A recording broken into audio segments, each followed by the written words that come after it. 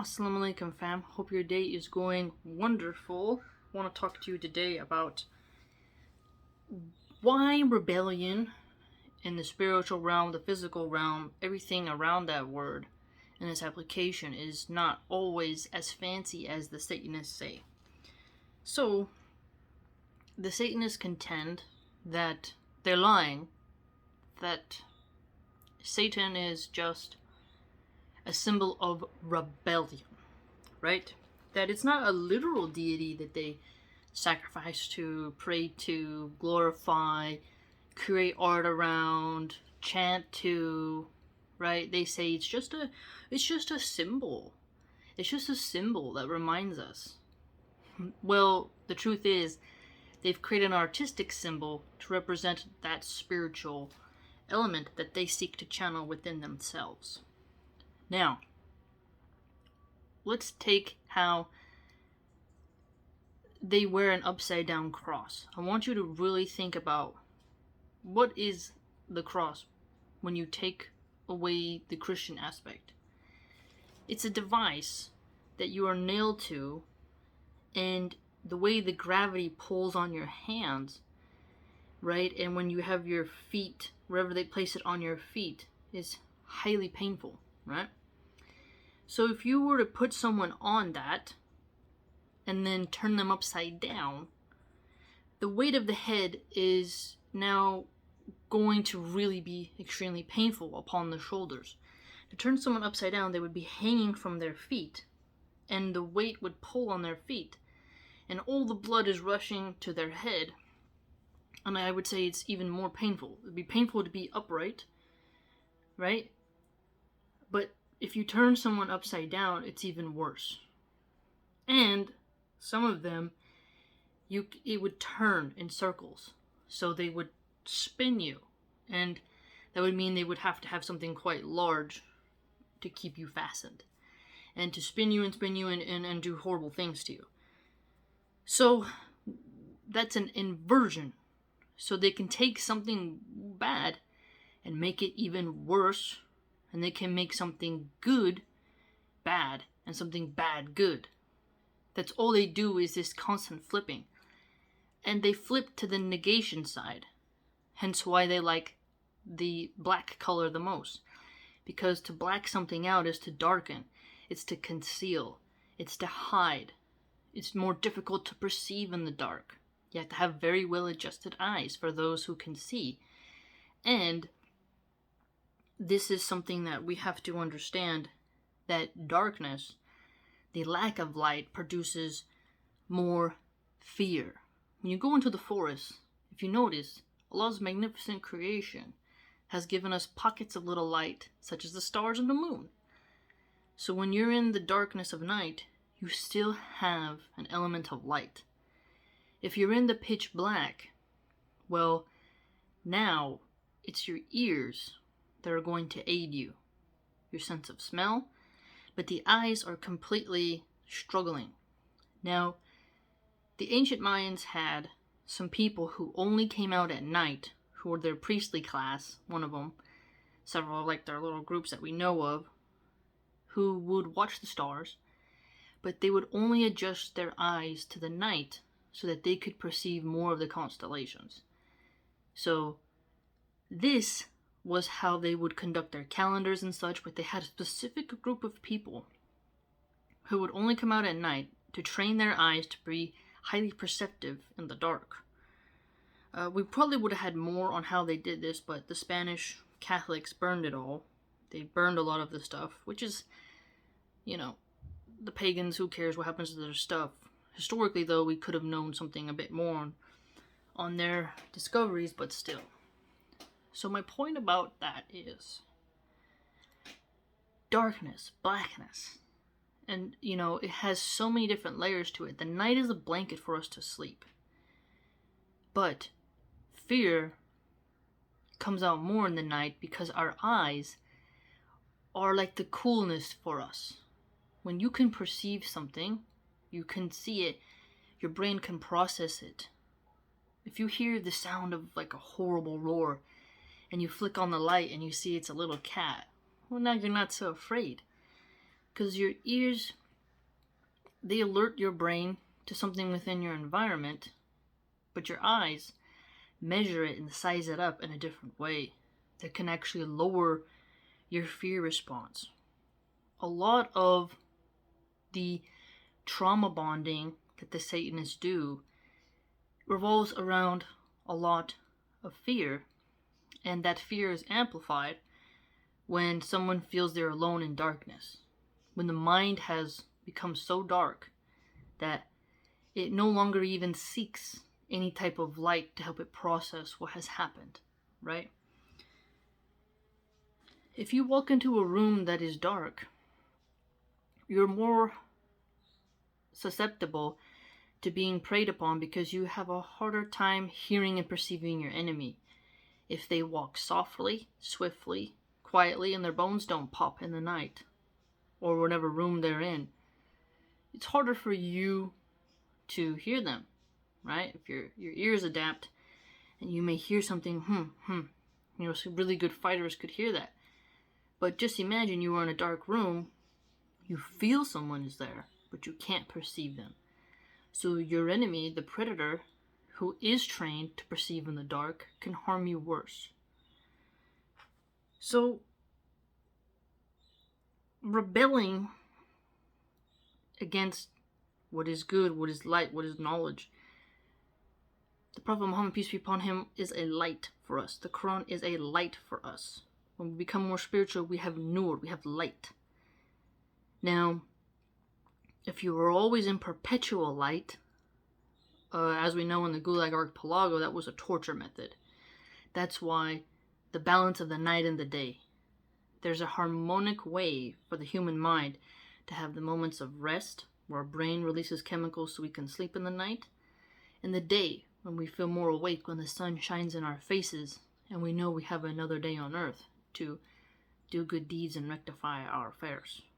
But if you only have the darkness, you have an imbalance. And if you only have the light, you have these glazed response. You see this a lot with very fanatical Jesus freak Christians who have a very glazed over eye expression to where they're like, whoa, like they don't perceive any sadness, and they have kind of weakened themselves to be like a jellyfish, right? You have to see a bit of the dark in terms of war, struggle, to be able to fortify yourself into something of iron, something of magnitude by the permission of Allah. That's why the warrior element for our men is highly important, because it doesn't make them soft and it doesn't make them crippled. They are peaceful by choice, not because they are weak in their spiritual disposition, right?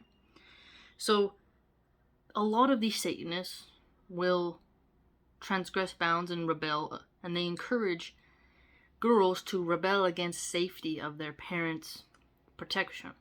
And this is heavily glorified by a lot of lost souls, because, like I said, these groomer, pimptress women who are part of covens themselves have encouraged rebellion against order, family, stability, and have gotten people too much excited by chaos, the unknown, right?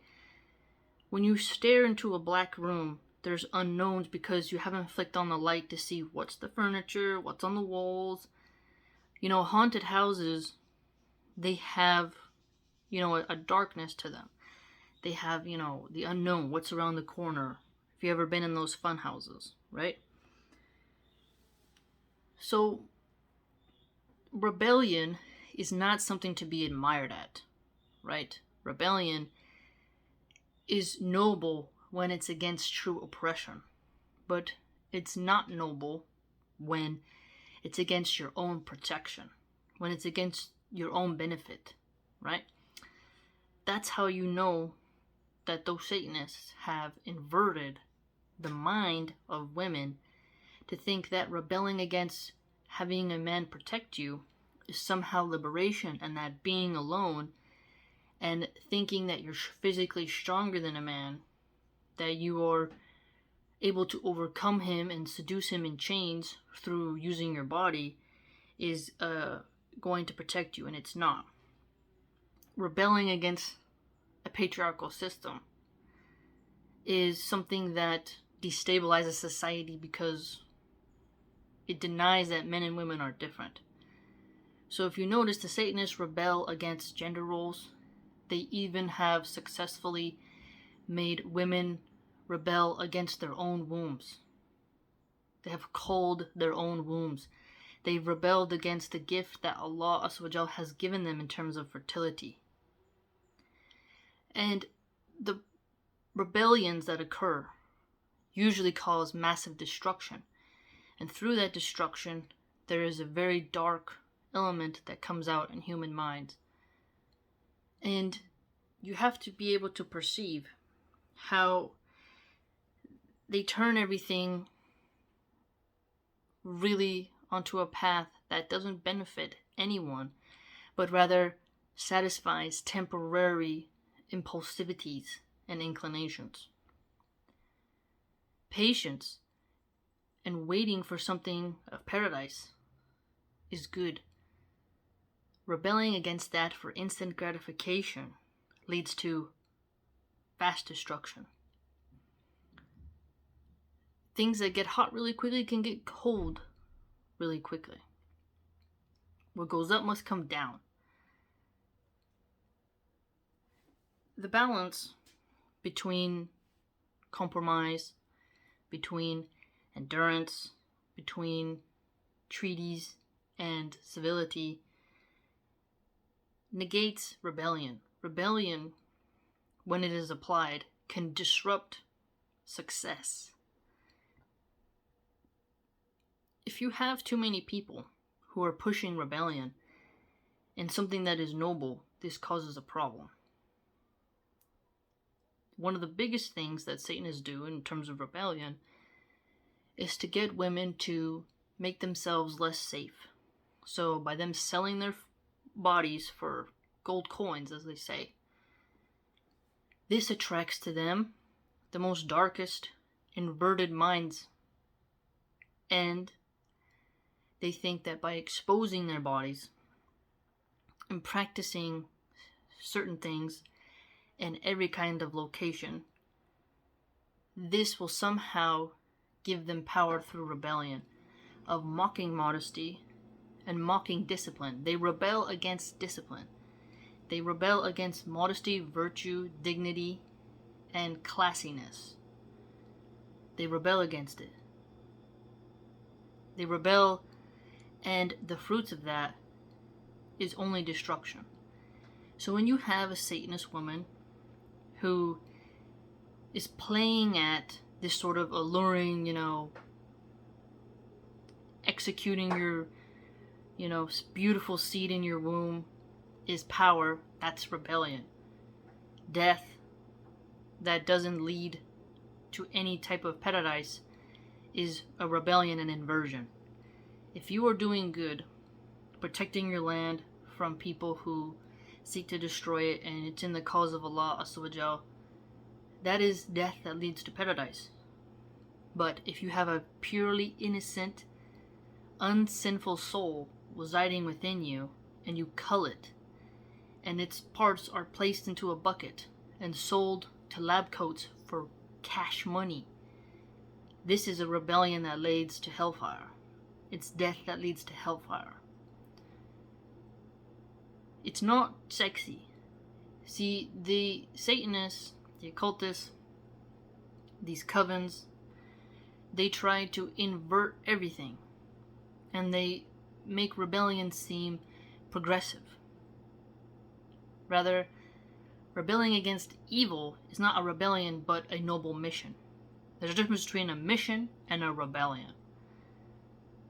They conflate their rebellions to something of a political revolution against a genocidal maniac.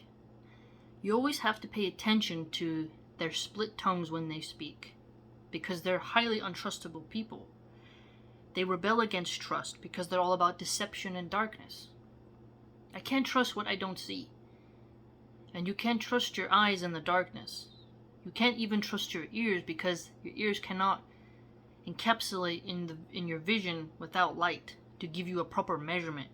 If you cannot properly measure something, you can't know the truth of it, because truth comes through measurement, comes through analysis.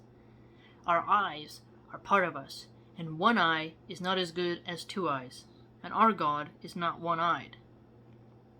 Allah is capable of seeing everything. A spiritual force that is encapsulated in their philosophy of a one-eyed voyeur type of evil encroaching eye is not powerful, but rather a temporary spotlight,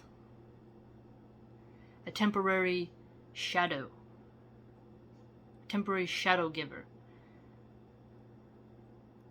to the point where people want the one eye to put its glance upon them so they can stand in that light, and all others are encapsulated in darkness. They want to be the star in the pitch black sky, while all other stars are not visible. They want to be the only one there. And when that one eye's gaze of light leaves them, well, then you see the darkness swarm them, and they roll around in darkness, forgotten by everyone. See, our faith doesn't encourage this type of mental psychosis. It doesn't encourage those types of ethics. We call people to paradise. We know that paradise is worth more than this entire dunya. But the rebellious Satanists contend there is nothing, only darkness, mud, death, void. That here is where you see the light, the glamour, the jewels, the sparkling, the eternal fires of light broadcasting across our entire reality. So don't be fooled by the goth girls who are into rock and pretend that they understand what it is they're participating, because they can still spread something without even really understanding what it is they're spreading, but they are a walking symbol of that. And they may have been guided in the best of speech, but they lack spiritual knowledge. They are a figure within the dark room who doesn't get to see the whole picture. So when they wear upside down crosses, they may pretend that it's just catchy, it's just to make you upset. They seek attention through rebelling against social norms. They seek attention through disturbing your peace, and then demand you see them as cool because they've rebelled against the equilibrium of society, and then say they are the progressive. They just seek to change us to be something better. Rather, their image of what is better is actually an inversion. It's not better. It is indeed a dark pit of despair, of shadowy illusions, a cave of nothingness. So if you get around people who actively promote this stuff, YouTubers who promote it, start understanding how you can peck at their consciousness. And don't let them get hold of your women folk. And don't let them, some of their female soldiers, lure your men into the dark room, into a place where he will lose his perception and not know a way out, and be of those who truly regret, and he'll be among the losers. Be steadfast, and if someone wears a torture device as a piece of jewelry, you should be aware of that. There's a reason why a leopard had spots, why a tiger has stripes, right? Certain things are there because they let you know what it is. Jewelry is a choice. There's an attachment to that material object. The object itself evokes certain emotions, ideals, and philosophies. One only wears what they love, and what you wear shows who you are.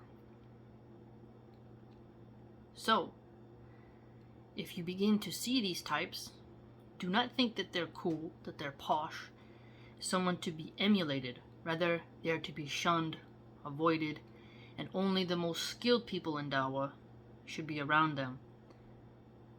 Don't fall for the marketing that Hollywood does and that big tech promotes. Because these people know exactly what they're doing.